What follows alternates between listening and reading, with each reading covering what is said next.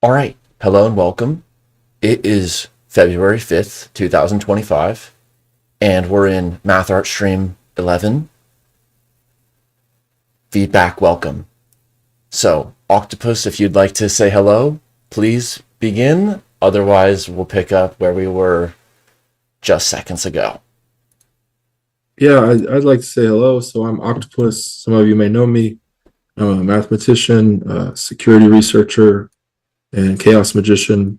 My different titles and roles that I play at different times.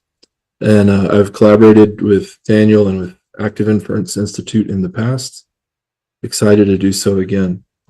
To give you an idea of what we're going for, this is my current setup. I'm on two different accounts in Zoom. I have two cameras here, two web cameras plus the internal camera. So two accounts, four cameras. I have two screens that are behind each other. One is a television screen and one is a laptop screen. And I have a mirror behind me that may or may not be able to be used. So I don't have any preconceived patterns of how we'll use these things, but I just think it'd be fun to play with different things. Okay.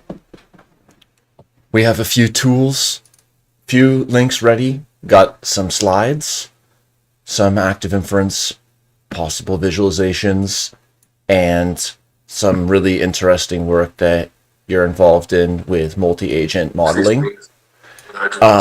Also, there is the YouTube live chat operator panel. So the live chat, and I'm continuing to rearrange the windows, but I won't always be shared. I'll just be reorganizing the windows, bringing OBS on, which can kind of always yield this terminating static feedback loop, infinite static, and also the live chat, where I hope we will have interesting feedback welcome. So with that, and I'm going to be continuing to get the views and everything, so bear with us. We were paused and began on this idea of feedback and delayed reentry, and with a question about where and why and how is audio feedback different than visual feedback. So maybe where does that take you? And I'll put up what I can. Yeah, so a couple of things that brings up for me. One is that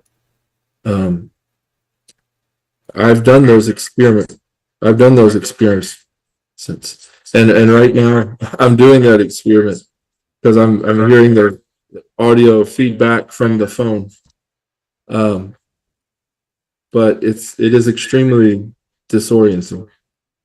So if you see the video feedback, you can probably hear the audio feedback from my phone as I'm hearing the echo on myself, and I find it very, very difficult to go. Like I could not produce a coherent stream of thought in this type of environment. I don't feel.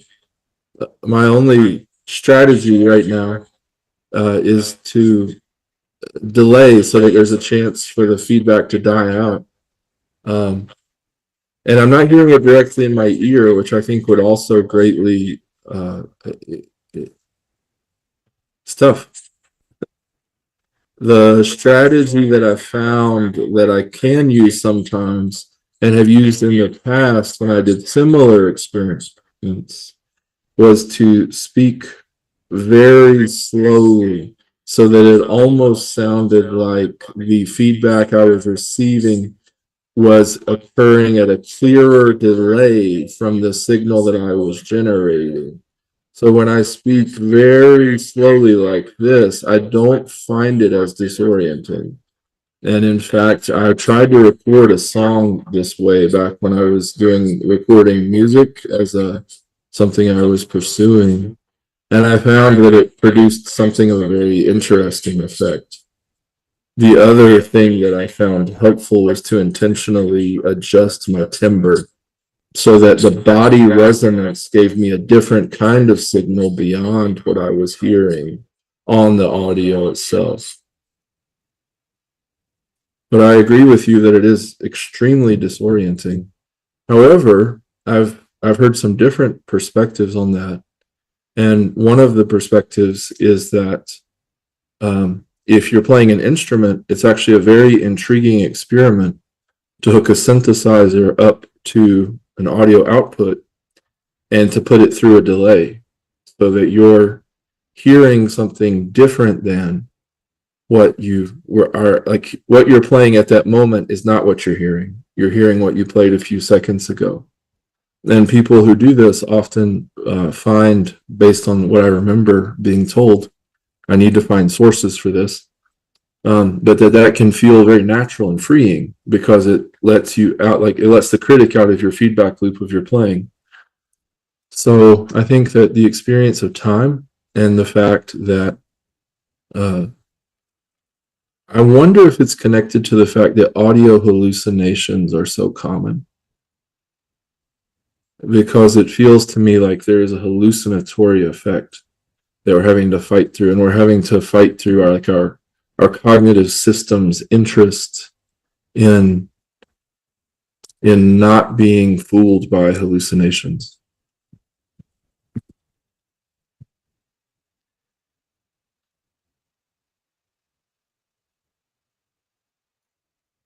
So visual feedback is kind of more interesting, but it doesn't I don't think I'm visually generating in the same way that I am auditorially generating when I'm speaking. So when I have the visual aspect of this, like I'm not physically producing the visual directly. Does that make sense? So that feels different to me because with the audio feedback, I'm speaking and I'm hearing basically through the same sort of circuitry, like they're very close physically. And so, the belief that I'm hearing voices that aren't mine is a little disorienting. But visually, when I see visual feedback, I know there's something artificial about that. And again, I'm not speaking as a neuroscientist. Let's not say I'm an expert in any of this, but I don't have any, I guess I'm experienced enough as a psychonaut to have some experience and to have read some things about it from a non-scientific, more experiential perspective. One of the first things we look for in signs of insanity is the idea that the person is hearing voices, right?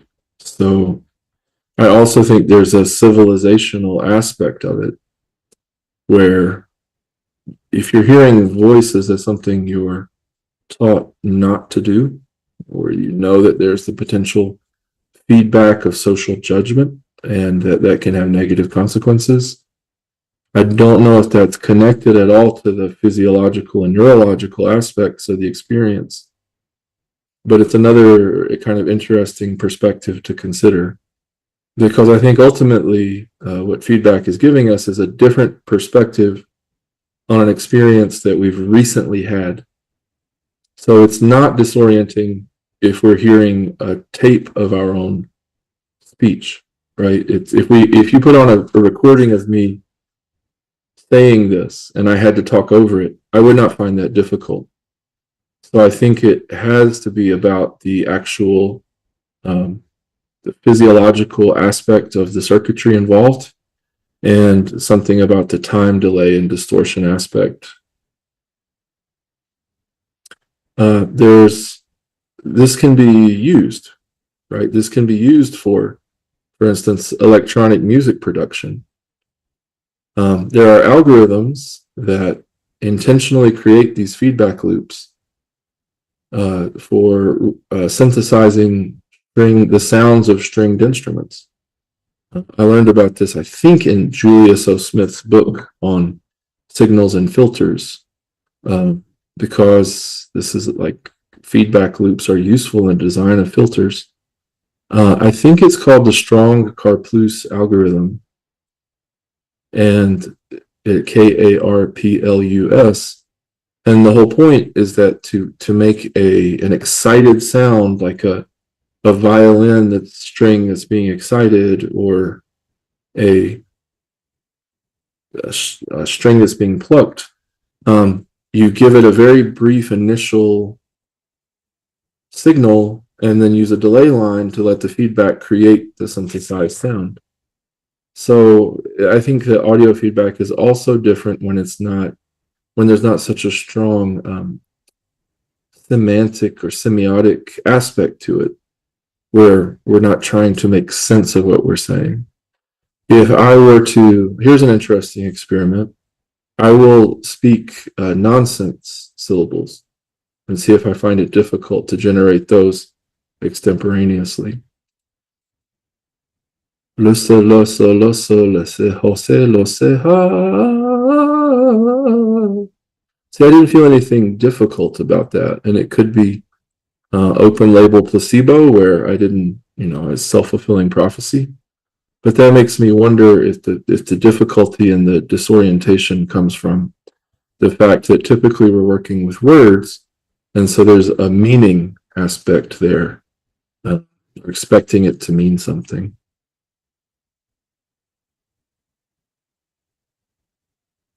What do you think, Daniel? I welcome your feedback. Yeah, thank you, Octopus. Well, you began with this directly empirically verifiable, and also I'm sure many neuroscience papers on which kinds of feedback reentry for audio stymie natural speech. And then you talked about different ways to change the rhythm, and that's kind of like a different feedback producing setup. So visually, like having this with the OBS, but because Zoom with its special above OBS even. So here, but if Zoom weren't, if I were in a different screen share mode, then, or if I pull the Zoom off to the other screen, then there's the fixed. So here with the frame rate, and then with OBS, with the video settings, I don't think the frame rate can be changed during the stream. Yeah. But a lot of configurable video settings, and then this kind of comes to those different kinds of feedback, just to even set some of the possible types that are really important for the generalized cybernetics that I'm sure will be interesting to hear about, and you can share your screen too. We have different sensory interfaces, visual and audio. Everything is through time in that sense. OBS too, but again, that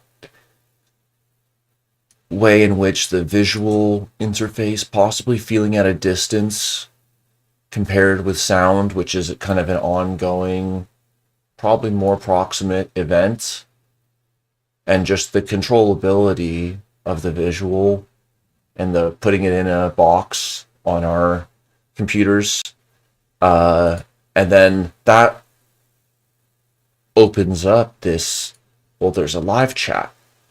So if we're thinking about feedback, we want a generic definition of feedback, agent, thing, all these different research directions on generalized dynamical systems, generalized cybernetics, all these kinds of things. How do we scope and survey and lay out, where are we dealing with a 200 millisecond speech delay with the audio, and then sound and noise? How do we reconcile that gripping and symbolic nature of both audio and visual as to available streams, but not exhausting this bigger research question of generalized feedback systems and a ton of practicalities about feedback and reentrant loops in any kind of offline or purely online system.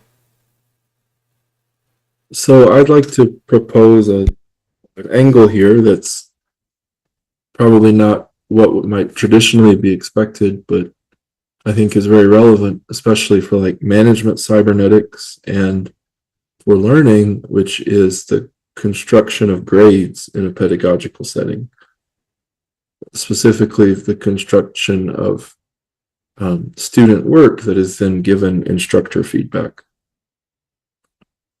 And that this is something that I have experience with. And I think it might be a good jumping off point for discussion of other types of feedback systems because it doesn't presuppose any knowledge of engineering.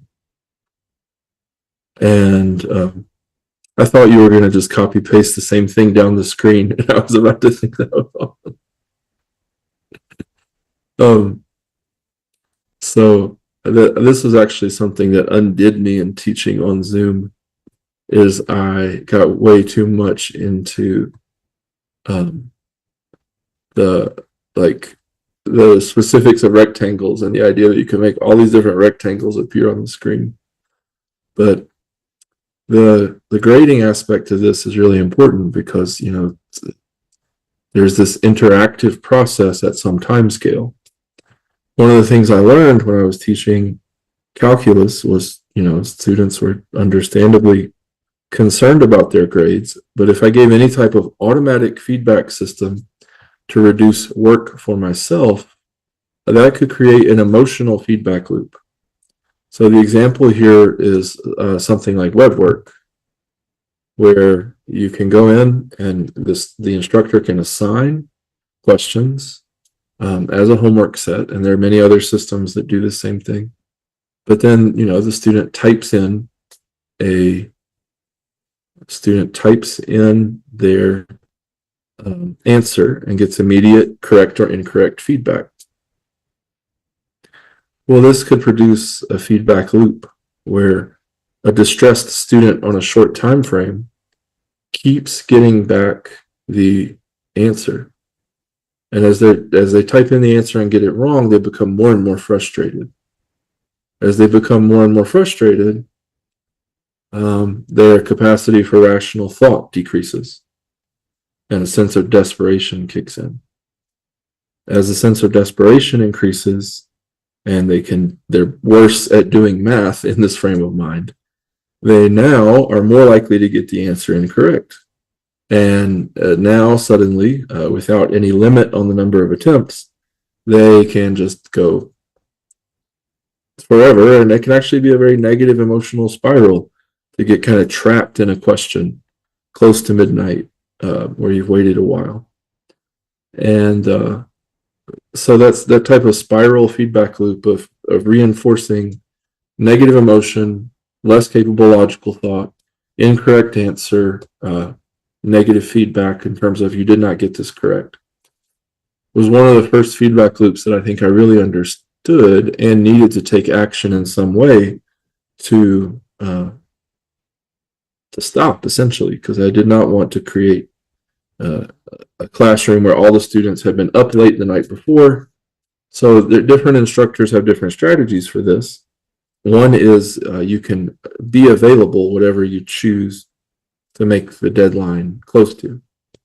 So, for instance, you could, you don't go to bed till late if the deadline is midnight, or you set the deadline at 2 p.m. when you're going to be around to give last minute help, or you set the number of attempts. You don't let students have unlimited attempts. Or you create like a practice set that has unlimited attempts and then a graded set that has 3 attempts. Because the other type of feedback is that students can just begin to engage in rampant guess and check. And you don't really want that either, right? That they just start typing in 1, 2, 3, 4, 5, 6. Start guessing numbers and taking advantage of the unlimited attempts. Then the third type of feedback is to introduce another participant, which students would often do, which is to just take the question to Wolfram Alpha or ChatGPT, which is likely to give them the correct answer if they become skilled at that process. But then at that point, the calculus class just becomes about translation, the student's skill at translating between two artificial intelligences. And while that might be a direction that humans need to go, that's not where you want the primary rewards in calculus class to be. That the best grades are those who have given the most thought to how to get Wolfram Alpha to answer WebWorks questions. And it doesn't, the precise computational engines here are not too important. It's more about how do you create a system where the rewards come from the activity that you're actually hoping to reward and are not easily gameable.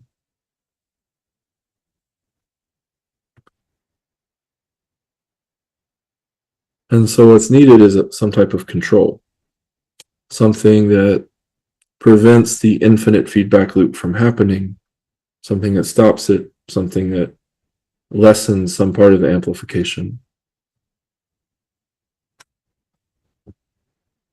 I see there's something here.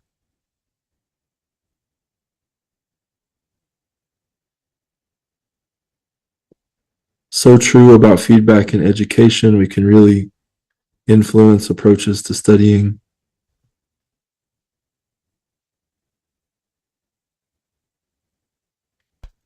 Bring it in a different way.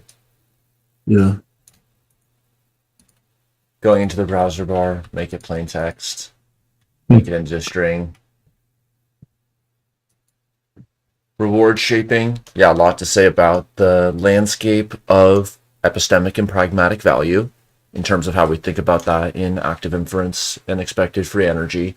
And then where is there a stepwise change in epistemic and or pragmatic value, like a well opening in the middle of a flat plane?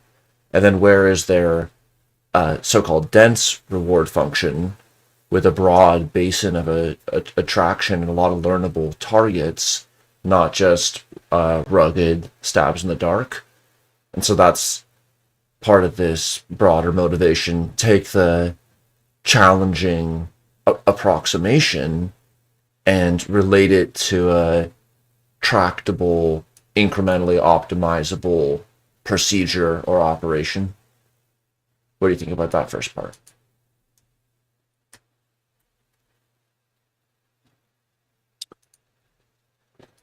Sorry, can you say again? Didn't capture all of it. Like there's some statistical landscapes where the ball rolls downhill. Convex optimization, start anywhere, and following the local gradient is going to be maximally efficacious to find a global optima.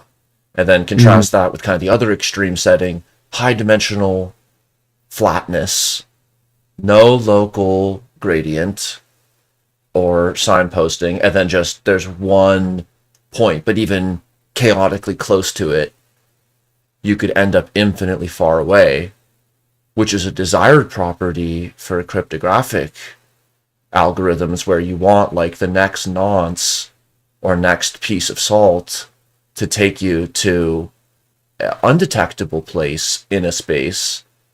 And then we have this optimization characteristic with the gradients and the way that local free energy or statistical learning or loss function, reward learning or more energy based, that local optimization. And it's like as cool and interesting, and we can go into it. It's a practical question when doing machine learning and statistics. So there are actually two questions there, I think. The first is thinking about the fitness landscape and where agents will find rewards. But kind of in physical systems, there's in physical systems, we don't, like in an engineering physical system, there isn't, initially at least, I don't think it's important to think about the danger of simulation. So if you have a signal that you want to control, you want to filter out part of it, the component is not active and can't try to fool you into setting parameter settings that will then make it so that it can let the undesired signal through later. Whereas if you're dealing with active agents like college students or potentially AI agents or humans interacting with AI systems, we do have the ability to think through how simulating something initially might lead to a response, which then the response itself can be exploited, like a trap, essentially. So physics doesn't set traps. At least simple physical signals, like a sine wave, isn't going to set a trap. It doesn't have that type of cognition or strategic thinking. But a college student does. A college student can optimize for, if what really matters is the grade and not the learning, how can I optimize the grade with minimal learning, with the understanding that then there's a snowball effect. Getting an A in this class increases my social status among the gossip network of the faculty. It will improve my GPA, which is like a terminal metric essentially. And the fitness landscape for learning is also made difficult by the fact that the epistemic feedback of how do I know that you know what I want you to know, it already there's a feedback loop that I have to kind of, I don't know, it made me crazy, so I stepped out of doing it for a bit. But still, the thoughts I think are valuable, and they're like these patterns that we could look for. Yeah, two thoughts on that. One, this is a inverted image color on a usually white PDF. However, it's showing this particular kinds path integrals, particular kinds, and strange things. Strange, furry things, like needing to accept cookies. And it coming up in the textbook group, which you did awesome and fun math work for, and that question of from sine wave or just like y equals 2. It's a number, it's also a function through time. For all time steps, do 2. So those sorts of pedagogical, where the essences and the patterns can sometimes be distilled and fractionated on through more sophisticated, strange cognitive modeling and all that entails. And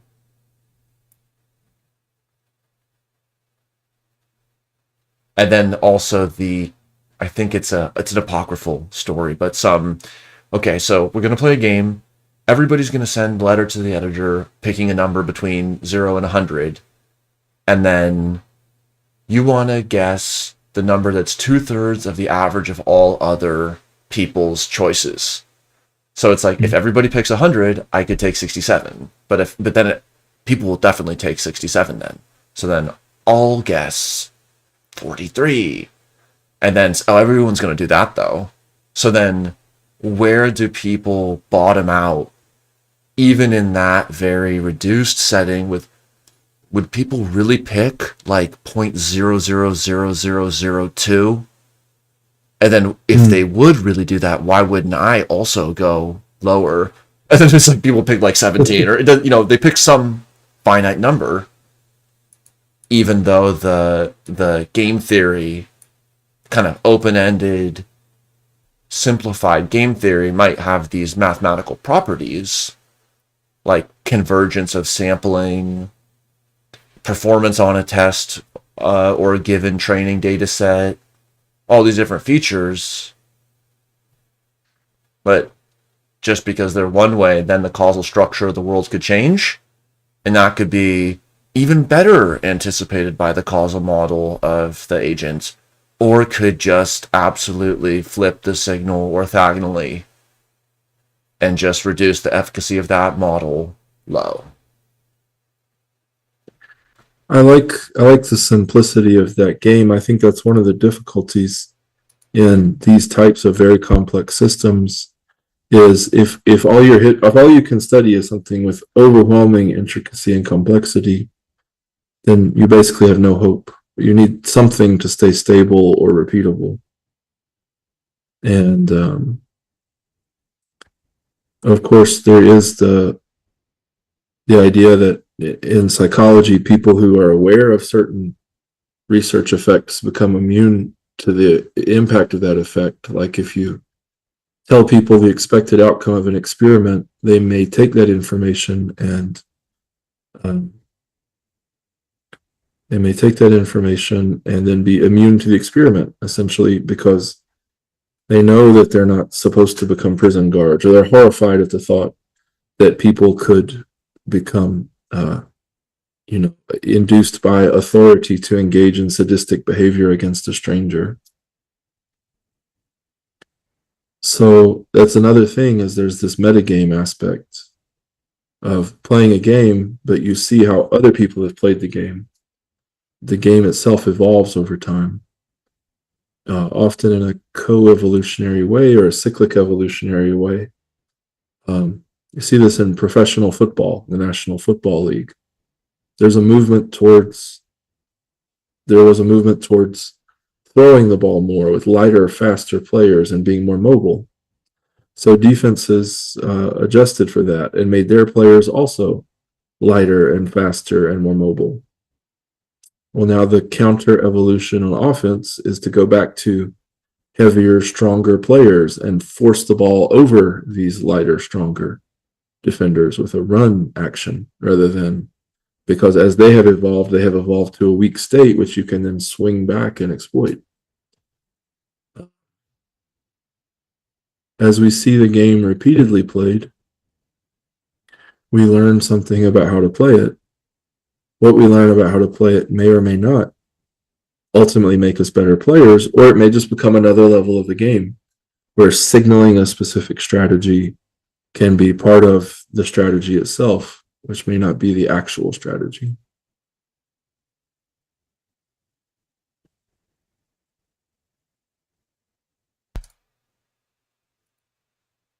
This is the first figure from the 2022 Active textbook, and we could even unpack why an arrow is graphically how it is and chase that. However, the action perception interface question is often called a loop, and certainly from a program perspective, like a Turing tape perspective, not that that's everything, but from a procedural engineer's perspective, there can be like two ongoing processes, but on a single thread, it gets bottlenecked to like something happening procedurally. And so it's so interesting how the instantaneous nature of the organism environment interface, like there's no feedback from this patch of skin to that patch of skin a month later, but yet a model making a measurement from that location might be able to have an arrow and a number that we call feedback from the math perspective, like this kind of causal gravity that flows around the horn and has a kind of statistical force, and we call it a feedback loop. Like, oh, there's a feedback loop between the supply and the demand, or the Locke-Volterra ecology models. Those are also called feedback cycles, but they're instantaneous all along the way. They don't necessarily see it 11 time steps ago with an arrow influencing them in the moment. And outside of time weaving and looping and all that, doesn't even necessarily happen. That's kind of the Markovian property. Like past only influences the future through the present. But if everything's passed through the constraint of the present, then it's like, huh, that is interesting. There are these feedback loops. It's also true that an objectively incorrect belief about the world can be advantageous as a strategic choice. This is basically hyperstition. This is also why, historical, the constant renegotiation of history is really powerful, because we kind of step into this world that has this history of how the game was played. And part of our strategy for the game is based on the outcome of previous games. So when we come to some dispute about how games were played in the past and what the outcome was and the interpretation of that, it has a powerful influence on how we currently play the game. Could you share a bit about this series and where is it fitting in today with your broader research in this, and what does this sequence of workshops get at specifically? Sure. And after we do that, we wound up in a very kind of sober, focused, and intellectual place, which I'm happy to be in. But after we do the discussion of that research, I was wondering if we could go back to focused and free exploration of the actual patterns as they exist.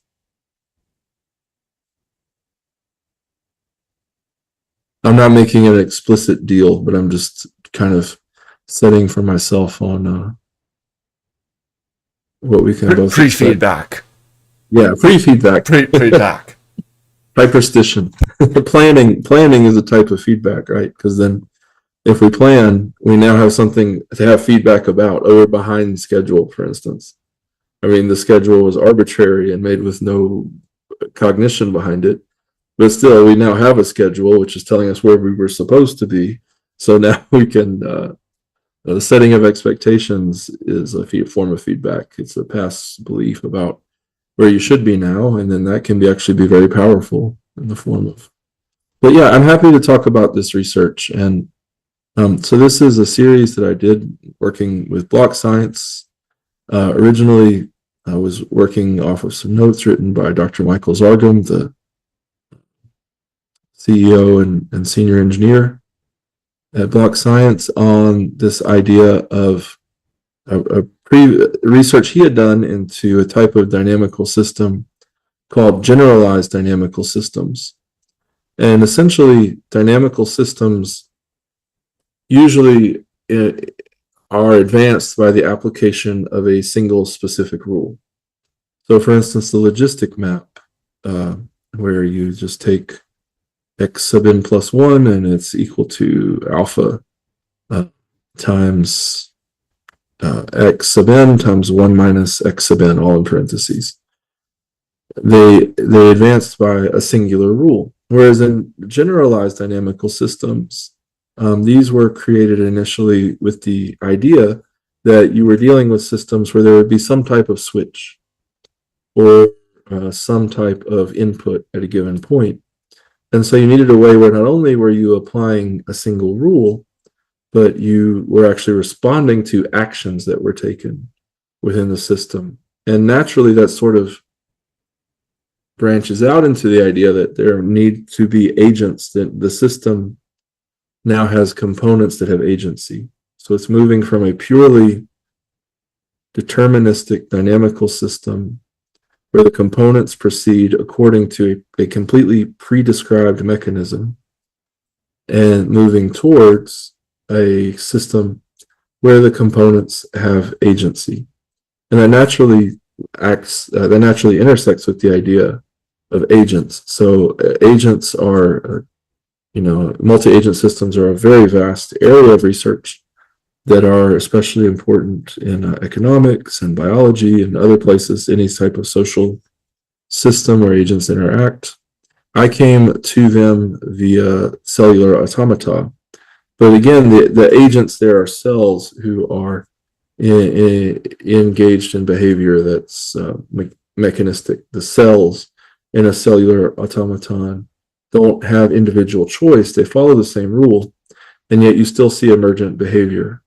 So when you add in agency and the type of feedback loops that are emphasized in active inference, now you're going to see the possibility of different types of emergence based on the choices that the agents make. And so there's a computational tool called CAD for computer aided design of complex adaptive dynamics, which is working with the CAD framework from engineering, where you're using computer aided design to work with mechanical systems. But now you're using computer aided design to look at complex systems according to a well-defined syntax that lets you define what happens at different stages of an interaction. And this connects to a type of economic model called multi-agent influence diagrams, which are a type of causal inference structure in economics that were introduced by Culler and Milch. And all three of these, there are maps between these things. I think of these as a mathematician. Sometimes I think in terms of category theory or categories. For me, it was like there are obvious morphisms between these categories that they're not three distinct things that are just, because it's not too hard to translate between the three different realizations of a system. And so I was exploring that and playing with it. It improved my understanding of CAD-CAD a lot. I appreciated the elegance of CAD-CAD a lot more as a tool after kind of translating it into terms that my brain was more comfortable with. But yeah, it's a good series of workshops. I enjoyed doing it, and something I'm happy to get feedback on from people and engage in conversations with people about. I think the most interesting thing for me is that as soon as we now have structure, we can gain understanding through that structure. So the point of introducing this notation is not to just look more formal, but if we have something and we say, oh, this is a directed graph, this is a labeled directed graph, like Dr. Zargam drew that image. And so he has a labeled directed graph with subgraph components. Well, now there are lots of systems that have labeled directed graph with subgraph components, and we know how to do things like add an edge, add a node, change a label, change. We know that these different structures now, we can study them with these parameters like families of structures, right? And that's kind of where my brain is drawn. My neurotype is such that I tend to get overwhelmed with immense complexity at once. And personally, the research journeys where I've been the most successful were the ones where I could find a starting place and identify some specific parameters to kind of tune the knobs on. And so, like, giving this type of problem, this type of structure, gives us an entry point where, from my perspective, now not only do we understand it better and translate it to ourselves better, and can communicate it with interested non-technicians better and communicate it amongst ourselves better, but also we can look at specific aspects of the structure to see how specific structures behave in ways that we might be able to predict. And this is the starting point of a lot of the complex systems research. For instance, the game of life. When John Conway was designing the game of life cellular automaton, he tried several different rules, just guessing and checking to see which ones might have, which parameter values for birth and death might lead to interesting configurations. Now, of course, we can do that in a computer. So the possibility of searching a parameter space is greatly amplified. But in order to be able to search a parameter space, we have to have an idea of what the parameters to the system are, and then how we will refine our parameter search. So that is, again, a feedback system where we know the parameters we want to work with, we generate them, we generate the system performance, we assess the performance, we can then go back and look at whether, like, what parameter settings might be useful. Gradient descent is a feedback system in this way. And there are lots of search and optimization procedures which are basically generate and test. It's just a matter of how the potential solutions are generated and how they're tested. And then the testing hopefully hooks back up to the generation so that we have a better idea of where to look in the search space. And I realize that all of this is probably well familiar to the viewers here who are familiar with the active inference framework. Like, they're familiar with lots of different systems that involve feedback loops and modifying behavior based on feedback loops. But for me, it's always helpful to just go back to the beginning and see the basic patterns as a starting point.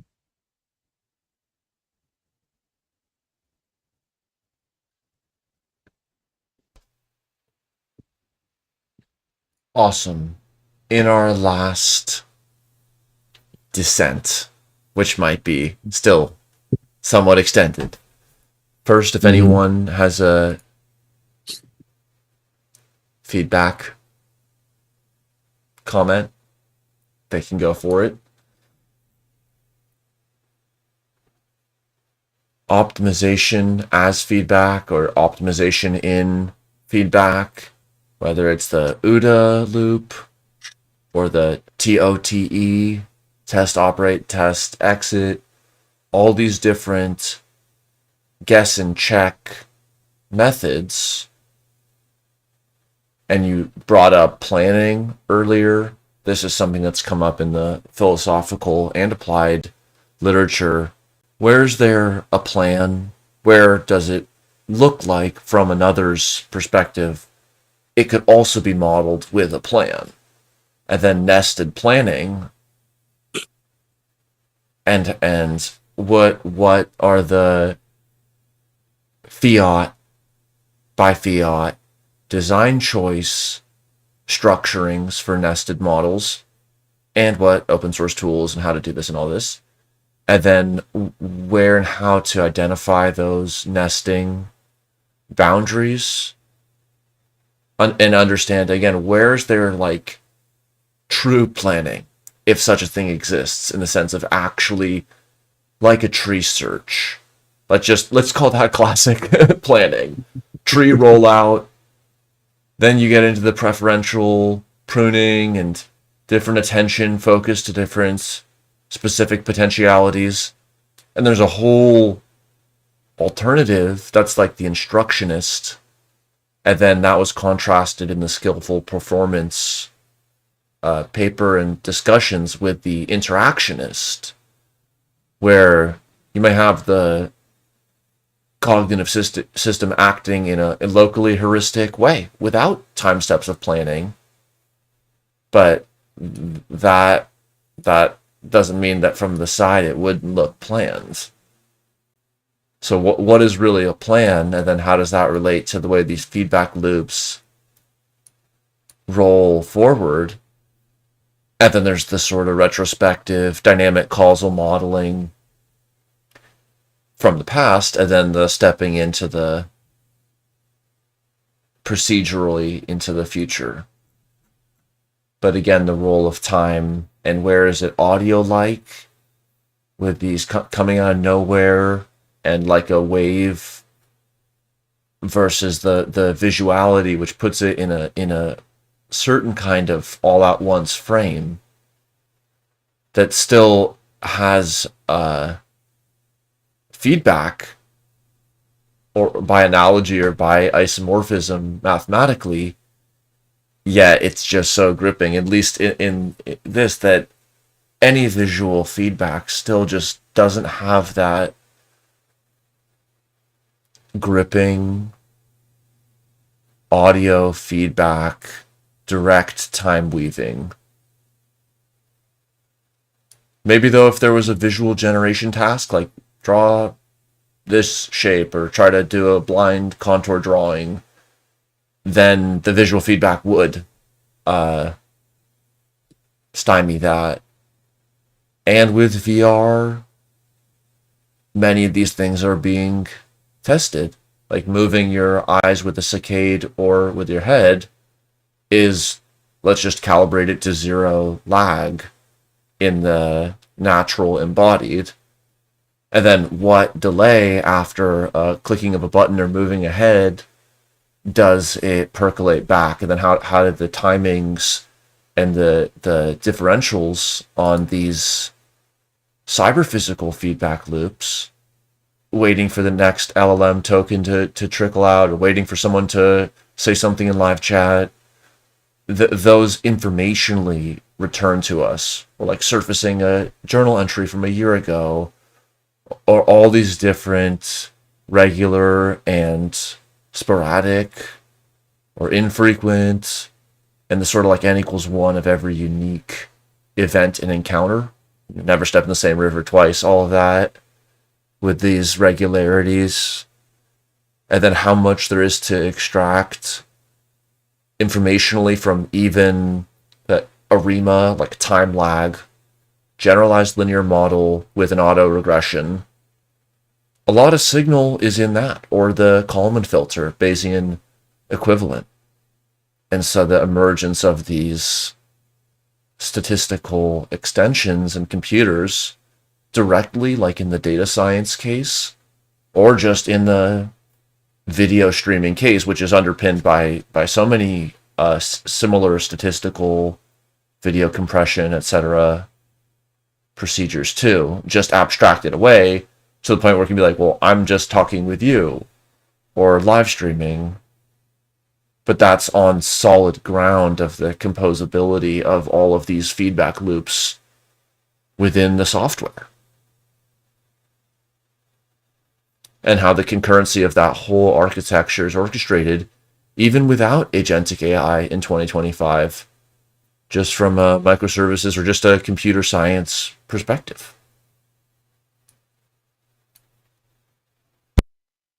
Well, it occurs to me, as we've talked about destructive feedback or disorienting feedback, and I see the examples in the chat of nausea, seasickness, which is certainly a disorienting type of visual feedback, but there's a highly generative type, I would say highly constructive type of visual feedback, which is young children looking in the mirror and making the connection that the person in the mirror is an image of them. And that type of visual feedback, which is partially preceded by face recognition of the mother, that's a very positive feedback. I don't think intelligence is possible without feedback, and the right type of feedback. That's why educational institutions are effective when they are, is they provide a way for lots of different levels and mechanisms of feedback on what and how one is thinking about a given topic. And in the absence of any type of feedback, it tends to be difficult. So there's the opposite extreme, which is like the algorithmization of that feedback, where something like the YouTube algorithm is directing and gating attention based on its mechanisms, and a video going viral is an effect of the reflexive feedback loop that just amplifies. in the social network. But that can also be very destructive. Lots of people go viral for reasons that they don't want to, and that's how mob justice occurs. It's the same type of amplifying feedback loop. So by analogy, everyone has experienced this. I was recently reading the book, Everything I Need to Know About Business I Learned from the Grateful Dead. And it talked about the importance of the Grateful Dead audience to the Grateful Dead performance. That their recorded albums were never at the standard of their live performances, and that the band really counted on an engaged audience to give them an energy flow. They could not have played the same they could not have played the same in the studio.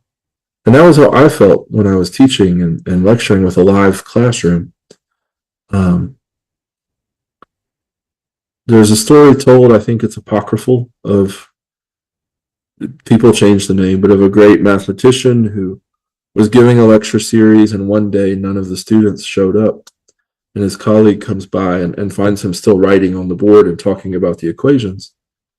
And his colleague says, Professor X, what are you doing? And the professor says, I'm teaching. And his colleague says, to whom? And the professor says, what difference does that make? And so you can have that type of open loop control where you're going to say whatever you're going to say. But there's also, I think, just tremendous power, even in the sensed, felt understanding of the audience. That's why it helps so much when there's something in the chat or when you say something, because otherwise I don't want to spend time just talking for an hour about my thoughts with no expectation that it's generating any other thoughts for anyone else. That's one idea of what makes a thought real, is that a thought that is real goes out and makes other thoughts occur. It makes other thoughts occur in people's heads. The surrealist artist Keith Wigdor gave me that idea, and I've always thought it's a really powerful definition of real.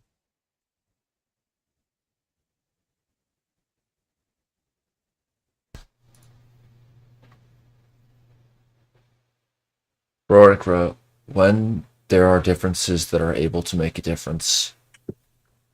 Yeah, that's a kind of classic philosophy of biology or information theory.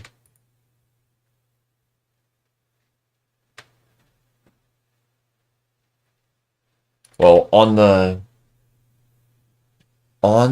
technical part, Octopus, I think, will have a really epistemic and collaborative and productive year, connecting some of the dots with do generalized coordinates on a Bayes graph as per Bayesian mechanics equal generalized dynamical systems? How you all are exploring and implementing these questions, where in this stack from the symbolic choices that are used in the approximating and modeling on through the implementations, it's quite a space. So that's fun, and I think for future discussions and works, let's kind of just have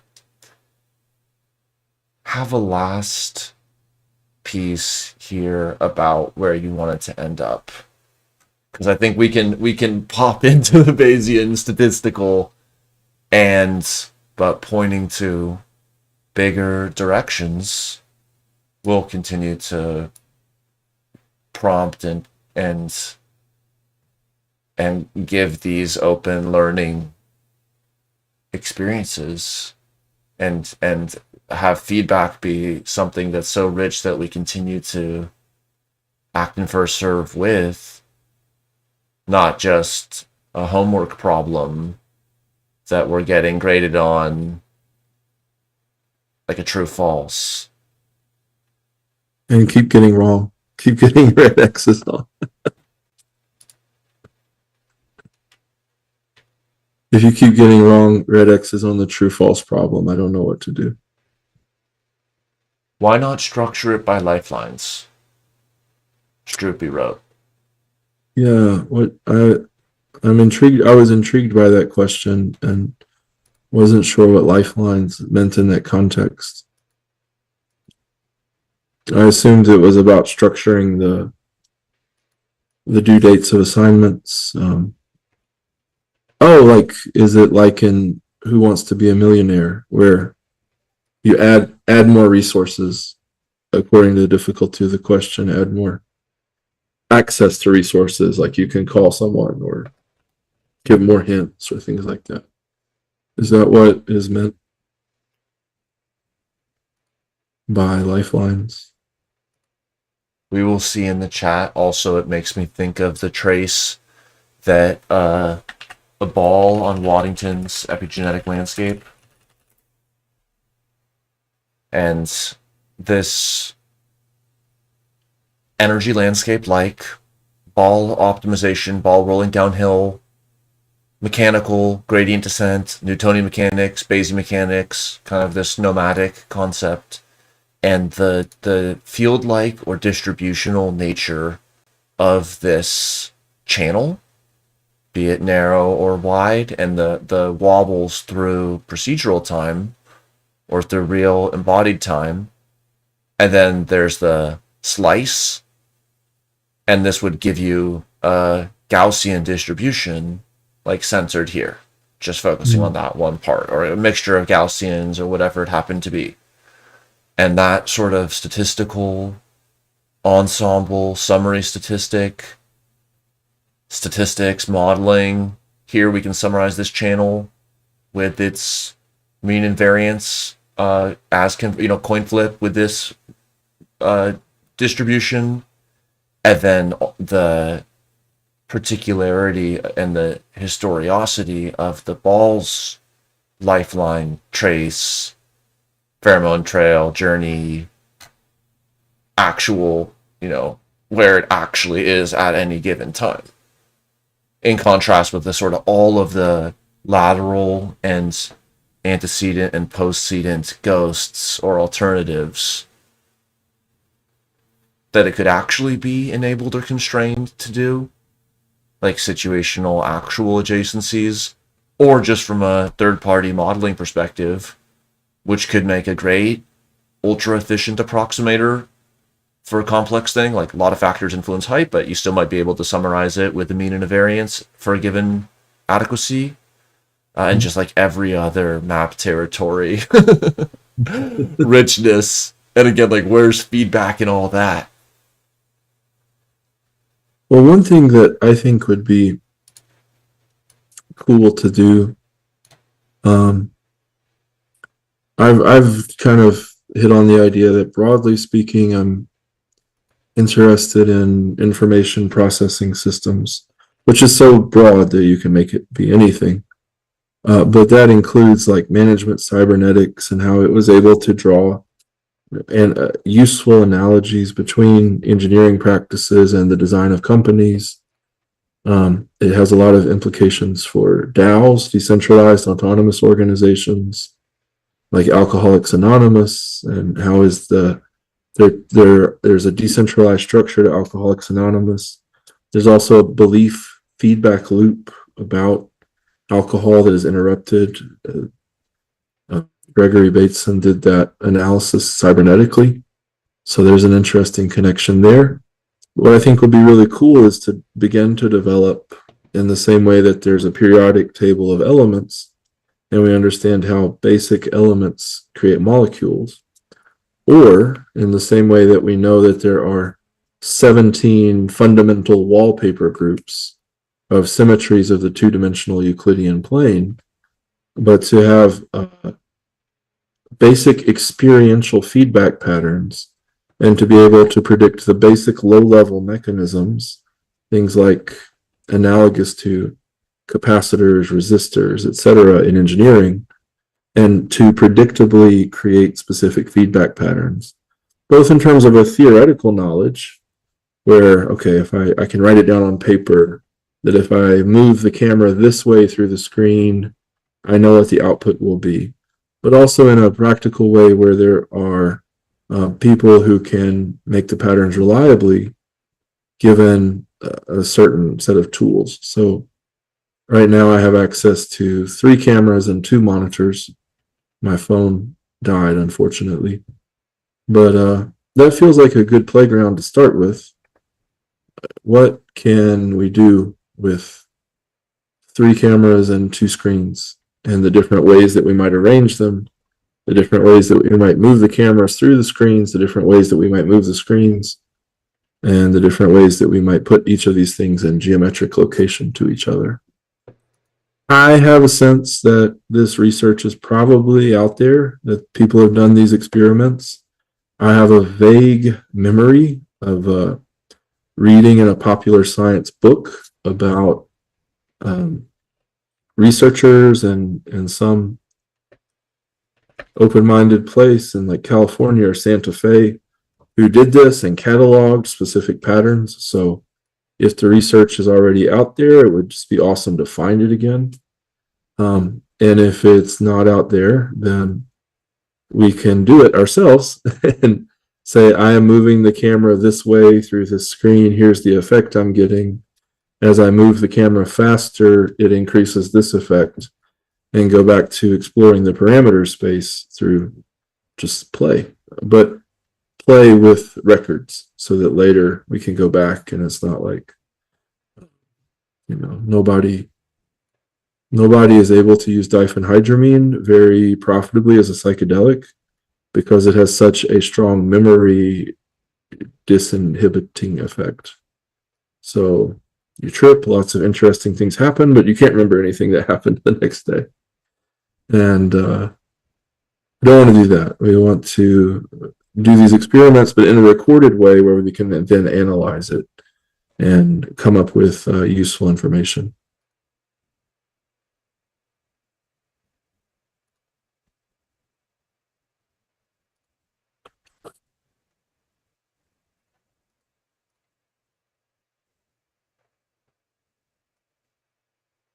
So I guess that would be my call to action. And we have 10 minutes where we could start, or we could make this be the focus of future research at a different improvisation session or in some structured way. I'm incredibly open-minded generally.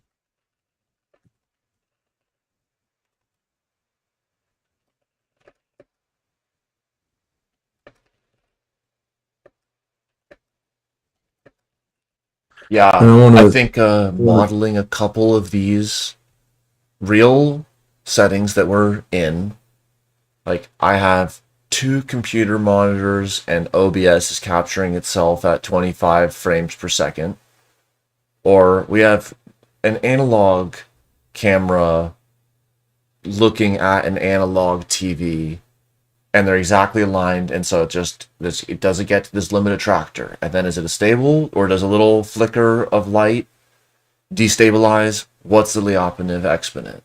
Does it twist? Does it nest? What are those categories of patterns? And what is their intersectional co-arising from necessity, sufficiency, identity? Where are they excluding or complementing each other? Game of Life gives us a great grid world, and as we've alluded to, has some feedbacky elements, like the information content between something every repeater numbers of cycles or distance in space-time might be tremendously informative for like information theory, statistical setting. And what we truly have at hand in this experience too is cognitive modeling, webcams, live streaming. What about one picture a day of a text file that's sent on the other end of the sine wave? Just what are the Bayes graphs? What's the MAIDS GDS?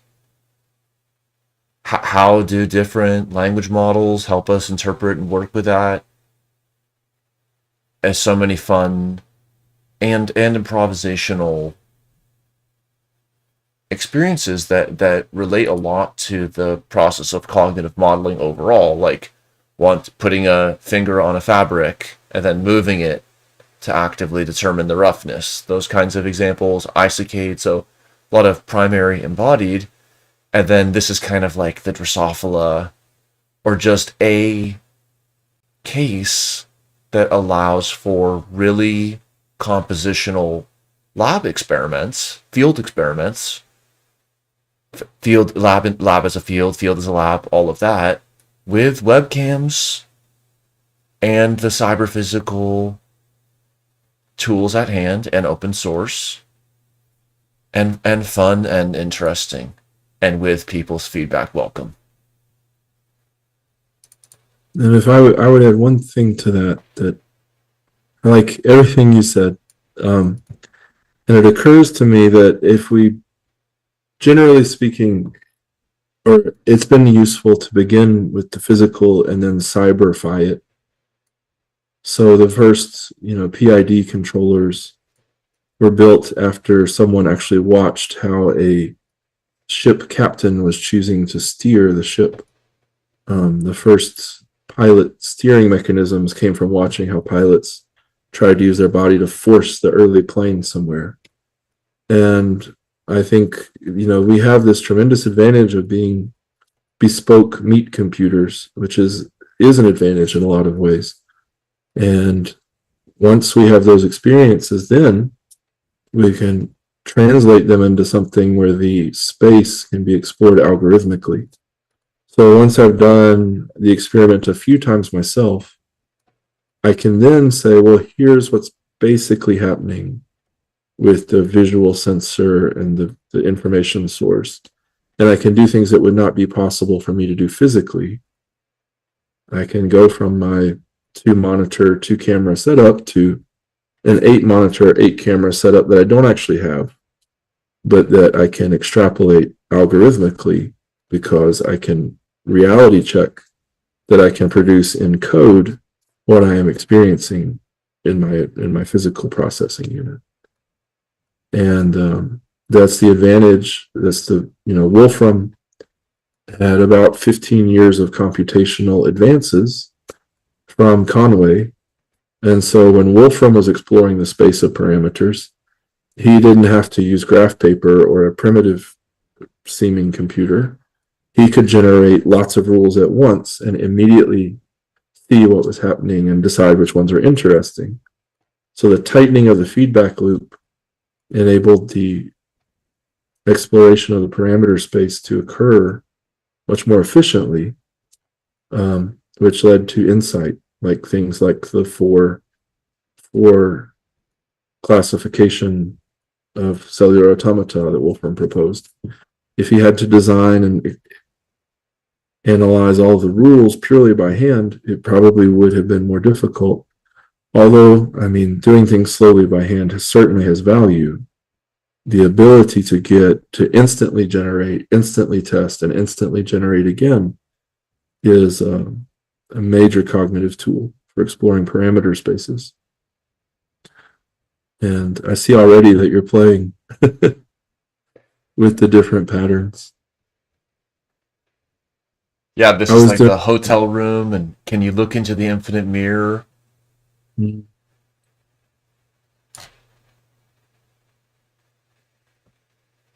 How many layers deep? What if I change the video resolution? What can we, now that we can look at this traveling wave? Okay, what is making it? Can you seize that traveling wave in one fell swoop? Like the sandwich transaction on the blockchain? Or which of these? And there's going to be so many awesome traveling waves. This looks like a video game, doesn't it? It does. and then we can take this and do what we want to with it. Like the ability to sample, which is a type of feedback. It's one with an extreme time delay, though. But sampling as a type of feedback is very slow. But it's still feedback, it's still playback at least. So I won't get too into the woo here. We have our own. I have my own theories about whether or not the universe is a recording or a simulation or things like that. But and we didn't get on hyperstition either, which is another powerful form of feedback. So I think there's a lot more to do, and I'm excited that I had this time to talk to you and anyone who tuned in. My X account link is in the description of the video. I don't want to get botted, but if you'll see it there. So if you're interested in this, a good way to get in touch with me is to DM me there or reach out publicly. That's fine too. And this was so much fun. I hope we get good feedback on the recording. I hope so too. Thank you, Octopus. Really looking forward to exploring all these facets together and with others. Awesome. So, peace. See you soon. And then here's how I end the stream, just while it's also still happening. Turn off the audio's off, mine's on, yours is off. So then, even though I can hear it, you won't. Then